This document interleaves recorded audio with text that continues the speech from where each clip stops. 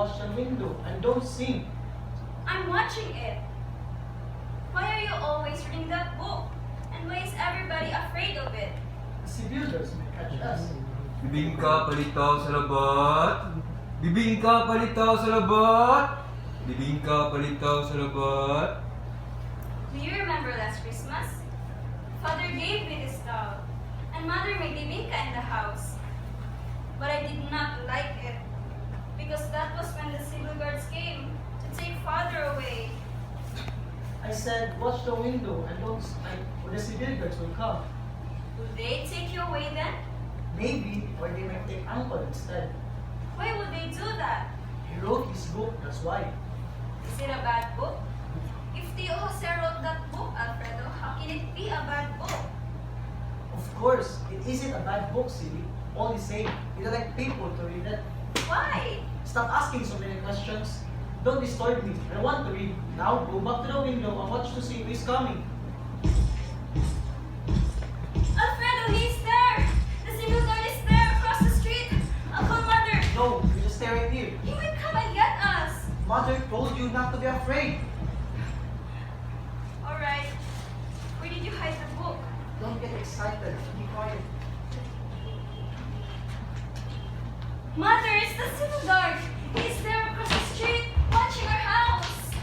The drunken old fool! He's going away now! It's foolish to be afraid of a drunken son of a civil guard! May I go ahead with the book then, Mother? Of course you may. Remember everything that's in it. Remember with your heart and with your mind. And you, Adela, you should never be afraid of a civil guard. Here comes Tita Choneng! Not so loud or you will wake up your grandmother. She's carrying a basket with her mother, and she is in a hurry. Ate Neneng, I have some awful news to tell you. Did you see Father Choneng? Somebody had just come to town. I said, did you see Father? No, so on my way home, who do you think called me across the plaza? I haven't any idea. The Padre Damasio! What in the world is he doing here in Calamba? He said he came all the way from Manila to talk to Kuya Jose about something this afternoon. Really? What can it be? I have no idea. The peasants were glad I brought their medicine the way Kuya told me.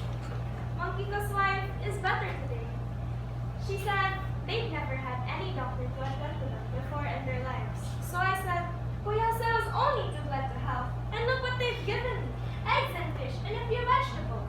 You didn't have to accept anything, Chole. They're starving most of the time. They insisted, and I didn't have the heart to offend them. There's a tree lizard stuck up in this jar, which Monkito says Kuya Papa wants to give to Professor Berkow in here. And I am thinking that Father Damasio might have come to see Kuya's collection. I hardly think he came all the way from Manila just to do that. Alfredo, you better stop reading the book for a while. The Padre won't be here. They're here. And you stay there at the window, Adela, and watch who is coming.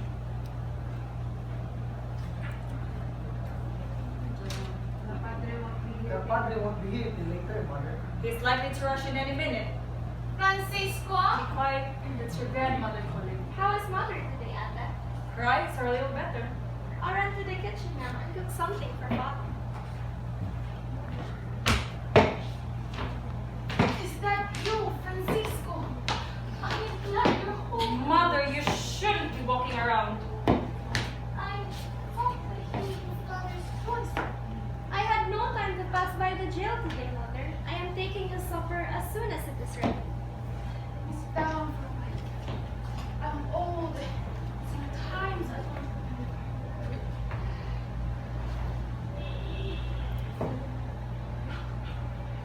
They are all rotting in jail now, Saturday. They are all rotting in jail. There's Manuel, your husband, was taken one day to the pharmacy. And your brother Christian, exiled in some prison far away. There's Mayan, wasn't even given a decent burial. And me in the jail that time, and trolling hardly up to me. Yes, there's bitterness. And may the Lord forgive me for it. It might be better for you to forget this misfortune. You are young, and you don't have to remember. No, I'm not likely to forget either. I was thinking last night, there was not a bit of laughter left anymore in this house. How can there be laughter after all the evil things they've done to us? No, Mother. I'm not likely to forget even if the clouds were to turn white and the big stone at Laguna Bay were to leap against the moon. Wasn't it on Christmas Day that your husband, Manuel, was taken to the fireside? It was dinner time. He, the children, and I were eating. We're very happy. Soon the civil guards broke in, placed handcuffs on Manuel. He wanted to fight, but they had guns with them. They say they're going to take Manuel to Bohol, to that little island so far away. To this day, I've never yet found out why we took him. Save that I, his wife, is a sister of Rizal. Jose Rizal is too dangerous, they say. He knows too much, they say. And yet he wrote a book called The Reign of Greed. And now it's disturbing the people. The Padre! The Padre! Here comes the Padre! What, Padre? Afraid of the book you hide in. What's this, Saturnina? Where is your brother? The Padre, the Masha Mother. Well, then where is Pepito? He had a call to see Mocterio's little boy. What's with that with him? Sister Jenny and he went out together, Mother. And of course, that Captain Andrade went along to spy on them as usual. Bibingka, palitaw sa labat. Bibingka, palitaw sa labat. Bibingka, palitaw sa labat. Ave Maria Do Purísima. come right in, Father Damasio. May the Father, the Son, and the Holy Sit Ghost. down, please, Father. Saturnina, you are not as reverent as you ought to be. We are honored by this visit, Padre Dalmacio. God bless you, Theodora. May the Lord shower on you His special kindness. How can a bitter old woman like me be granted special dispensation, Padre? My sister in Christ, Theodora, have you too turned heretic? Isn't one enough in this house? You can hardly expect the Rizal Mercados to be in a reverent mood these days, Father. Mood? Calamba! So you want us to be in the mood for religion? I am thankful that my son Jose is out attending to the sick, Padre. Very noble, I'm sure. Very noble. Which is more than can be said of some people. And if you must know, your elegant stooge, Captain Andrade, went with him. I won't tolerate your impertinence, Saturnina. I did not come here to discuss the captain. Now what time is Sosa coming back? Or is he up to something as usual? Indeed, you may say so. If attending to the sick is anything the friars would count against him. I won't stoop to waste time arguing with an irreverent girl like you. No, I won't stoop. We will tell Jose that you're cold, Padre. I wish, Tudor, that you'd put some respect into your children. But no matter. Tell your son I'm coming back, even if it has to hurt me to do so. I want him to wait. Caramba! Books and more books. All from Europe, no doubt.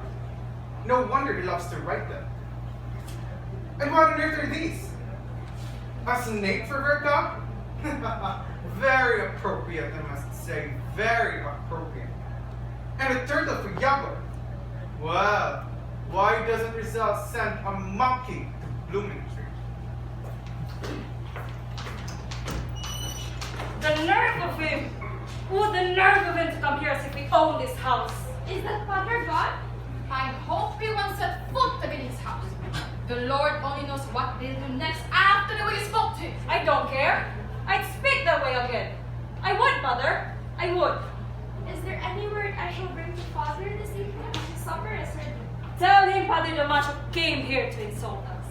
Tell him that our land rent will go up another couple of pesos tomorrow. Tell him that the church and the government officials and the friars are going up against us. Tell him we are blind. Blind, blind. Tell him this is our land, but there's a reign of greed carried on by the rulers and for the rulers only. But that he ought to be glad, because his son Jose Rizal is waking up the people. No, sweetheart. Tell your father nothing. Shall I say nothing about your eyes? You may tell him, Papa. Tell him I can see a little better now, thanks to Pepe's knowledge. I can hear him coming up the brick steps in front, Mother. Yes, it is he. I'll go down to meet him.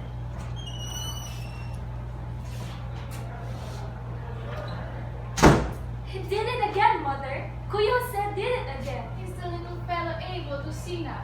He is able to read his letters again. Mang Teryo couldn't believe his eyes. Really, he couldn't. Isn't he coming in at all? He's coming, Mother. Here he is.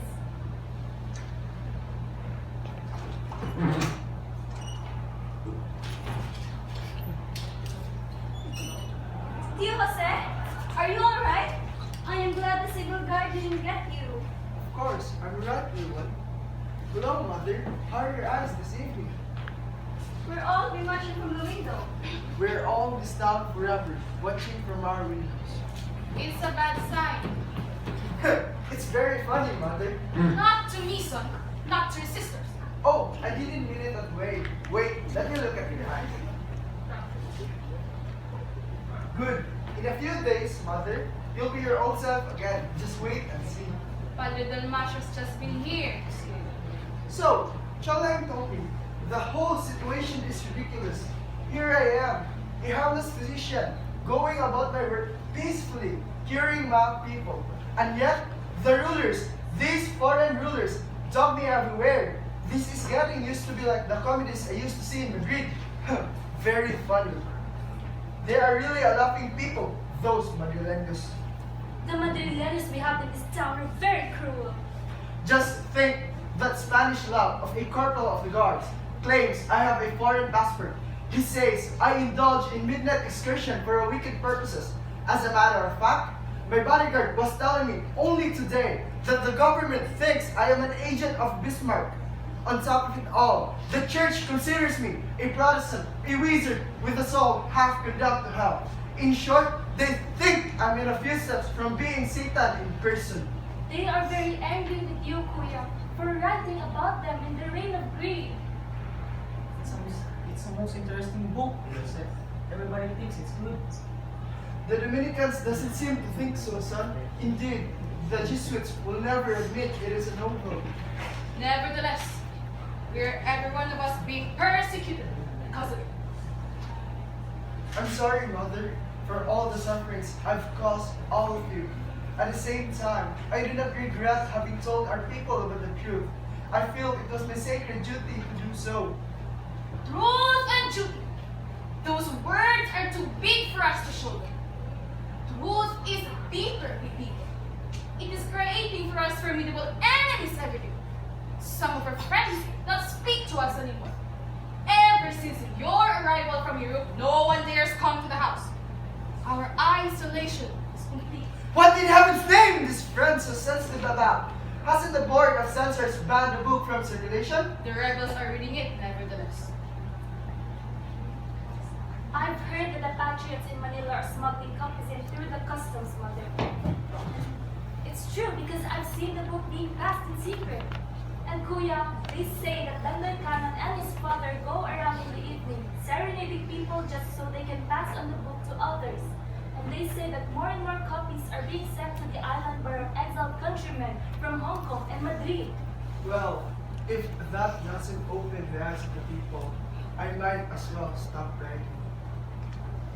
I lie awake at night, thinking about the things you've written. And then, a great fear creeps into my heart, and my mind keeps repeating, "Oh Lord, oh Lord, it is the only son left to me. Spare my people. Keep all harm away from my people." I remember once in Berlin, I had a horrible dream. Mino, Viola, and I had just finished proofreading the book. We went to sleep, hungry and tired. But soon, Mino was shaking me. It seemed that the civil guards in the front were chasing me. So, I shouted desperately. But soon, Mino woke me up. I tried to forget the dream, but for a long time, it kept coming back. I realized my future looked gloomy. Perhaps the friars will even get me in the end. But I'll comfort myself with the thought that in my own ways, I shall have helped plant the seeds that will grow in a freer sun. What is the use of living when life itself is profoundly unhappy when a man is full of fears and his body becomes nothing but a tool for the profit of others. What sort of pride can there be in a life like that? A man ought to be willing to die that justice may live. You ask for a happier life. You're suffering as is in your account. Then what are we to do, Mother? Abuse and despotism reign not only in this town but in the rest of the Philippines as well. We have become nothing but slaves of a country that properly belongs to us. Our lives became ugly in a land that once was beautiful. You don't have to tell me such things, Satolina. I spent 4 long years in prison. Pipito should be told everything. Last year the friars were very vicious, Pipito. 300, mind you, 300 of our townspeople were dispossessed of their lands and were driven out from their homes because they cannot pay the exorbitant rents and taxes. And we couldn't write to you about it, Kuya, because the government intercepted all our letters. And to make things worse, these unfortunate ones were not permitted to receive help from anybody. What kind of Christianity is that? It's true, they were left hungry in the street until the cholera epidemic came killing nearly everyone. And all for what, Pipito? For the glory of Spain and her greedy rulers? For the governors and the civil guard she sends and the friars? Pipito, we are tired of accepting that. They have no interest here, save to make themselves fat by sucking the blood of our people. We live in filth and corruption. Is that what we are here for? We have been forced to allow it. And for 300 years they've kept us in ignorance and should have nothing but fear always in our hearts. For we're not afraid anymore. They planted hate in our hearts. And what love have they shown us? We are far worse than when they came to civilize us.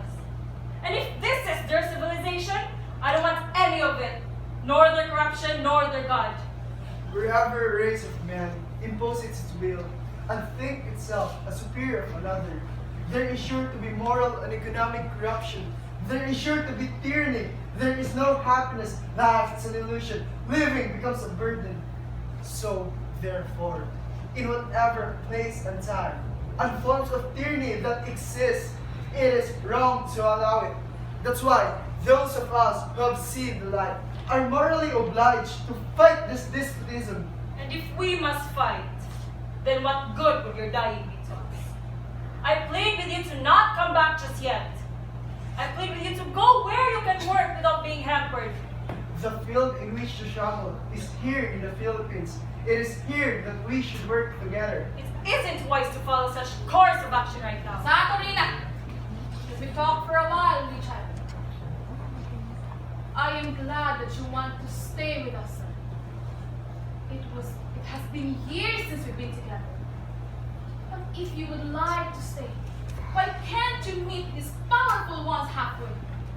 That's not much to ask. I gotta take back the truth, Mother. Don't be stubborn. Listen to what an old woman says. The world has been changed. The world has been changed only by those who are not afraid to die. Let come what may. It's all very well. It's all very well for you to talk like that. But I ask you to remember your father, your brother Pasiano, and Manuel. It's all very well of you to be taken away too. But when these greedy ones come to us with the lights, how would it be for your sisters and me with none of our men able to give back an answer? I only want to do what is right. Then tell me, Pipi, would you allow your old mother with a half-blind eyes fighting to see the sunlight? I am thinking that the poor should be able to see also. And I'm glad that you've written your book as an answer. I am an old woman now, and I no longer have the strength to suffer. I beg of you to meet these greedy ones halfway, son. I want to live in peace for a while. It is hard to be blind, Mother. I don't know that when you're blind, you see only the ghost skeleton of happiness. And I'm glad you realize that the poor are also blind. They too only see the ghost skeleton of happiness. But the greedy rulers, they get their full share of laughter every day. They think of common people as if they're mere animals. And how can the poor fight against the rulers when the long night comes and they are blinded forever? Are you to forsake me and your father then? I'm staying right here to fight it out. Well, you've had enough of being Pepito. We don't want to be dying with you. We want to live. We want to live. Mother, your eyes! Everybody wants to You live. are ungrateful. You are very stubborn, Pepito. You were always stubborn even as a child. You'll come to a no good end because you are very ungrateful. Oh, that I should live to see this day when you turn yourself against us. Take me to my room, Dad. Take me to my room.